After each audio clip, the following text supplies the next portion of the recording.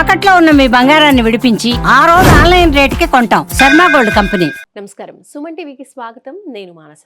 ఈ రోజు మనతో పాటు ఉన్నారు ప్రముఖ జ్యోతిష్య నిపుణులు, జ్యోతిష్య రత్న, జ్యోతిష్య చక్ర వైభవ నిపుణ డాక్టర్ రాళ్లపల్లి రవికుమార్ గారు. వారితో మాట్లాడదాం.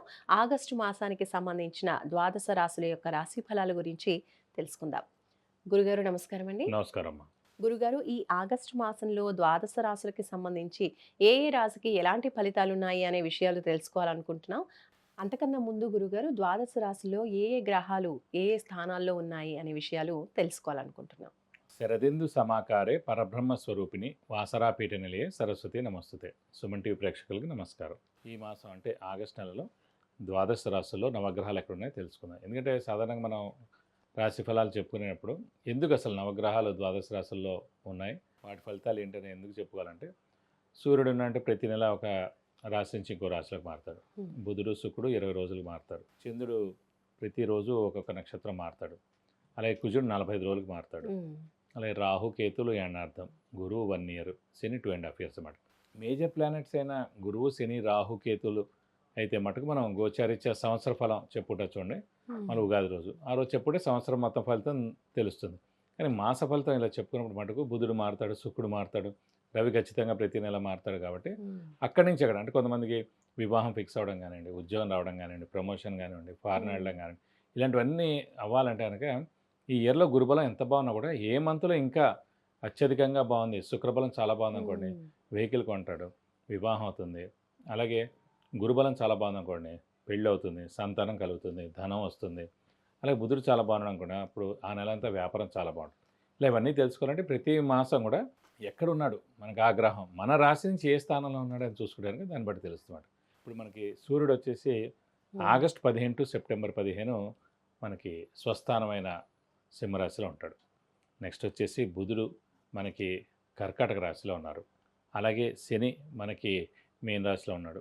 రాహు మనకి కుంభరాశిలో ఉన్నారు. కేతు వచ్చేసి మనకి సింహరాశిలో ఉన్నాడు. అలాగే కుజుడు కన్యా రాశిలో ఉన్నారు. అలాగే గురు శుక్రులు ఇద్దరు కూడా మనకి మిథున రాశిలో ఉన్నారు. మొన్నటిదాకా కుజుడు కేతు కలిసి ఉన్నారండి.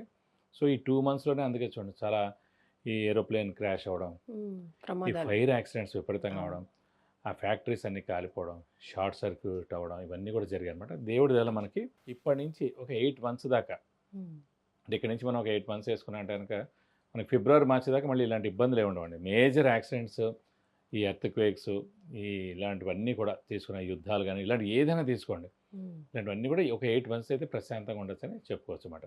ఇవ్వండి నవగ్రహాలు ద్వాదశ రాశుల్లో ఈ ఆగస్ట్ మంత్ ఈ స్థానాల్లో ఉన్నాయి. ఆగస్టు మాసంలో కర్కాటక రాశి వాళ్ళకి ఎలా ఉంది జాతకం అనేది తెలుసుకుందాం. గురుగారు, కర్కాటక రాశి వాళ్ళకి ఈ ఆగస్టు మాసం ఎలా అనుకూలించబోతోంది? తప్పకుండా.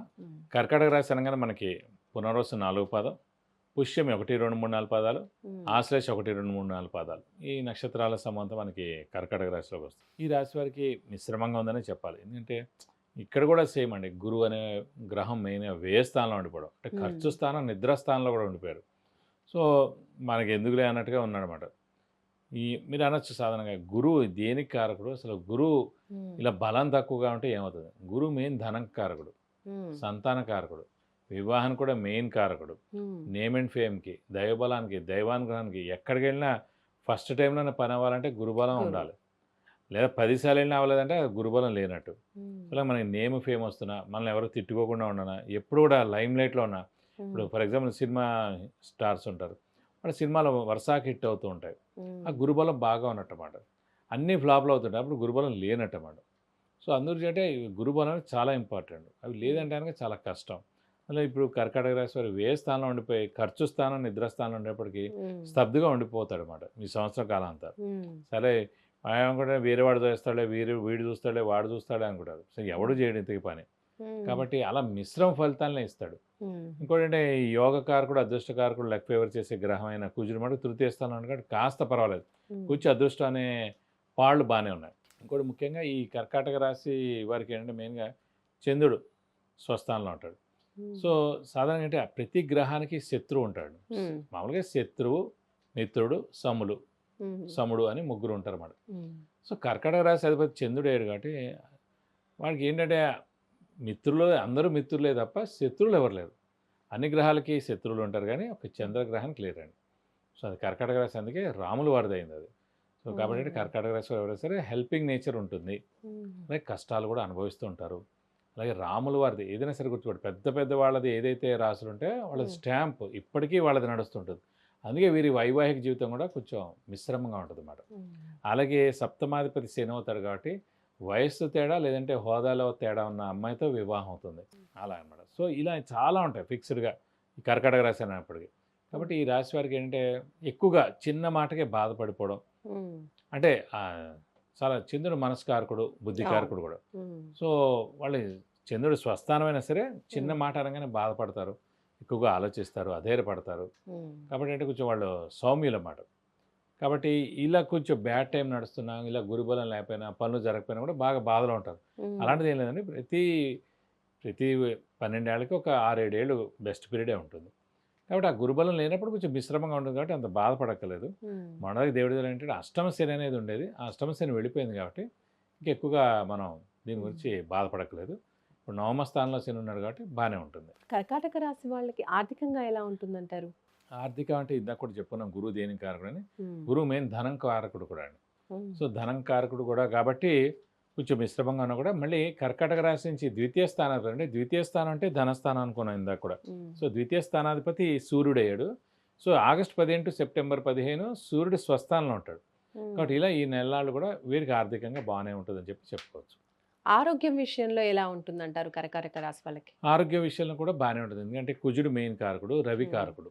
రవి, కుజ, చంద్ర ఈ 3 గ్రహాలు ఆరోగ్యానికి కారకుడు అండి. మ్మ్. సో రవి గ్రహాన్ని వాడు స్వస్థానంలో ఉన్నాడు, కుజుడైన వాడు తృతీయ స్థానంలో ఉన్నాడు. ఎందుకంటే ప్రతిరోజు ఒక్కొక్క నక్షత్రం మారుతాడు కాబట్టి పర్వాలేదు. కాబట్టి వీరికి మటుకు ఆరోగ్యరీత్యా కూడా బాగానే ఉంటుందని చెప్పుకోవచ్చు. మరి కర్కాటక రాశి వాళ్ళు ఈ ఆగస్టు మాసంలో ఎలాంటి పరిహారాలు పాటించాలో తెలియజేయండి. ఈ కర్కాటక రాశి వారు కూడా ప్రస్తుతం గురుబలమే తక్కువ ఉంది కాబట్టి సేమ్ ఇందాక చెప్పుకున్నట్టే దక్షిణామూర్తి అష్టోత్తరం, దత్తాత్రేయ స్వామి అష్టోత్తరం ప్రతిరోజు చదువుకోవడం, మ్మ్. అలాగే ప్రతి గురువారం దత్తాత్రేయ స్వామి టెంపుల్కి వెళ్ళి 40 ప్రదక్షిణాలు చేయడం, అలా వీలైతే కనుక అభిషేకం కానీ అర్చన కానీ గురువారం రోజున దత్తాత్రేయ స్వామికి ఫేమస్ టెంపుల్స్ దత్తపీఠాలు ఎక్కడైతే ఉన్నాయో అక్కడ చేయిస్తే మంచిది. అక్కడికి వెళ్తే కూడా చాలా మంచిదండి. లేదంటే ఇంకా గట్టిగా ఉండాలి, బలంగా ఉండాలి, పనులన్నీ జరగాలి, ఆర్థికంగా కూడా బాగాలేదంటే మటు ఖచ్చితంగా గురువుకి 16,000 సార్లు జపం చేయించి మ్మ్. మనకి శనగపప్పు కేజీంపావు, ఒక ఎల్లు లుంగి 1000 రూపాయల వర్త్ గోల్డ్ ఐటమ్ దాని ఇస్తాను కదా, దోషం మొత్తం తొలగిపోతుంది. విద్య, ఉద్యోగం, వ్యాపారం, విదేశీయానం, ఆరోగ్యం, సంతానం, ఇంకా ఇలాంటి ఎన్నో విషయాలకు సంబంధించి మీరు వ్యక్తిగతంగా గురువుగారి నుంచి సమస్యలకి పరిహారాలు తెలుసుకోవాలి అనుకుంటే స్క్రీన్ పైన కనిపించే నెంబర్స్కి కాల్ చేయొచ్చు లేదా వాట్సాప్ మెసేజ్ చేసి అపాయింట్మెంట్ తీసుకోవచ్చు. ధన్యవాదాలు గురుగారు. నమస్కారం. నమస్కారం.